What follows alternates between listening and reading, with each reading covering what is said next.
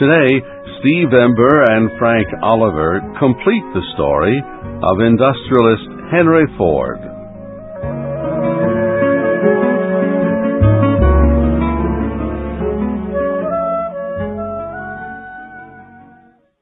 In 1903, a doctor in Detroit, Michigan, bought the first car from the Ford Motor Company. That sale was the beginning of Henry Ford's dream. He wanted to build good, low-priced cars for the general public. As he said many times, "I want to make a car that anybody can buy." To keep prices low, Henry Ford decided that he would build just one kind of car. He called it the Model T. The Model T was ready for sale in October 1908. The Model T cost $850. It was a simple machine that drivers could depend on. Doctors bought the Model T. So did farmers, even criminals. They considered it the fastest and surest form of transportation. Americans loved the Model T. They wrote stories and songs about it. Thousands of Model Ts were built in the first few years. The public wanted the car, and Henry Ford made more and more. To make the Model T, Ford built the largest factory of its time. Inside the factory, car parts moved to the workers exactly when they needed them. Other factories moved some parts to the workers, but Ford was the first to design his factory completely around this system. Production rose sharply. As production rose, Ford lowered prices. By 1916, the price had dropped to $345. The last step in Ford's production success was to raise his workers' pay. His workers had always earned about $2 for 10 hours of work. That was the same daily rate as at other factories. With wages the same everywhere, factory workers often changed jobs. Henry Ford wanted loyal workers who would remain. He raised wages to $5 a day. That made Henry Ford popular with working men. He became popular with car buyers in 1913, when he gave back $50 to each person who had bought a Ford car. Henry Ford was demonstrating his idea that if workers received good wages, they became better buyers, and if manufacturers sold more products, they could lower prices and still earn money. This system worked for Ford because people continued to demand his Model T, and they had the money to buy it. But what would happen when people no longer wanted the Model T or did not have the money? In 1919, Henry was involved in a dispute with the other people who owned stock in the Ford Motor Company. In the end, Henry bought the stock of the other investors. He gained complete control of the company. The investors did not do badly, however. An investment of $10,000 when the company was first established produced a return of $25 million. A few years later, another group of investors offered Ford $1,000 million for the company, but he was not interested in selling. He wanted complete control of the company that had his name.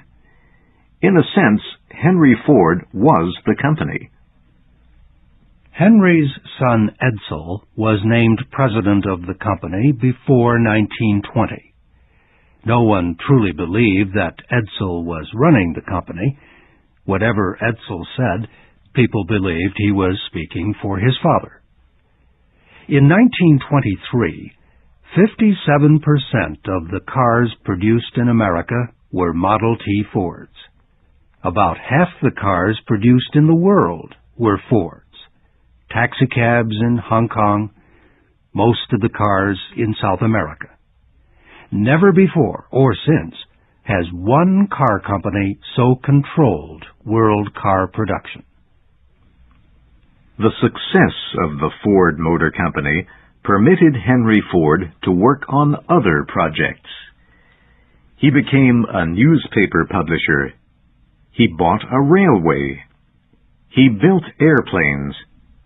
He helped build a hospital. He even ran for the United States Senate. Some of Henry's projects were almost unbelievable. For example, he tried to end World War I by sailing to Europe with a group of peace supporters. While Henry Ford enjoyed his success, a dangerous situation was developing.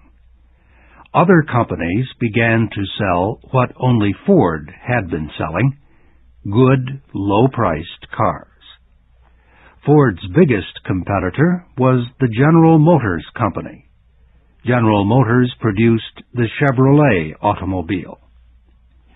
Ford's Model T was still a dependable car, but it had not changed in years. People said the Model T engine was too loud. They said it was too slow. The Chevrolet, however, had a different look every year, and you could pay for one over a long period of time. Ford demanded full payment at the time of sale.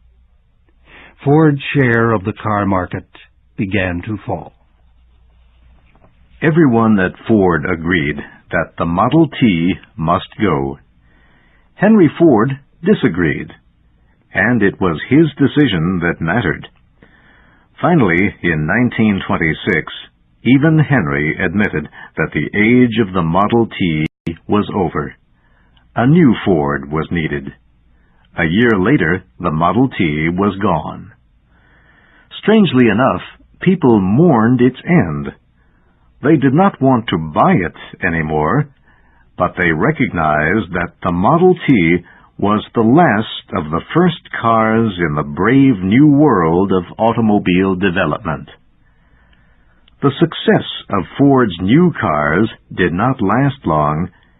After 1930, Ford would always be second to General Motors. In 1929, the United States suffered a great economic recession. Many businesses failed. Millions of people lost their jobs. In 1931, the Ford Motor Company sold only half as many cars as it had the year before. It lost $37 million. Working conditions at Ford grew worse. In 1932, hungry, unemployed men marched near the Ford factory. Police, firefighters, and Ford security guards tried to stop them with sticks, high-pressure water, and guns. 4 of the marchers died, and 20 were wounded.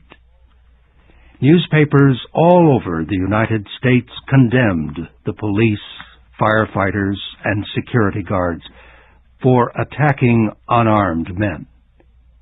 And to make a bad situation worse, Ford dismissed all workers who attended funeral services for the dead.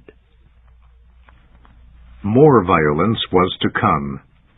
For several years, automobile workers had been attempting to form a labor union.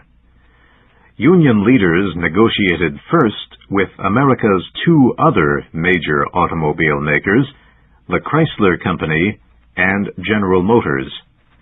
Those companies quickly agreed to permit a union in their factories. That left Ford alone to fight against the union, and fight he did. In 1937, Union organizers were passing out pamphlets to workers at the Ford factory. Company security guards struck. They were led by the Chief of Security, Harry Bennett. Harry Bennett knew nothing about cars, but he did know what Henry Ford wanted done, and he did it. Bennett's power came from Henry. The only person who might have had the power to stop Bennett was Henry's son Edsel, who was president of the company. But Edsel himself was fighting Henry and his unwillingness to change. Bennett's power in the company continued to grow.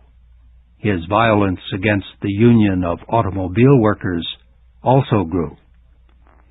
The Ford Motor Company did not agree to negotiate with the Union until 1941.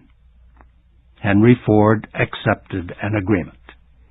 If he had not, his company would have lost millions of dollars in government business. In 1943, Edsel Ford died. With Edsel gone, Henry again became president of the Ford Motor Company. It was difficult to know if Henry or Harry Bennett was running the company.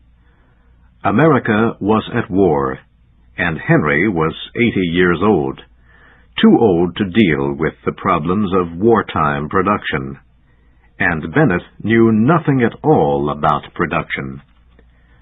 So Henry's grandson, also Henry Ford, was recalled from the Navy to run the company. Young Henry's first act was to dismiss Harry Bennett.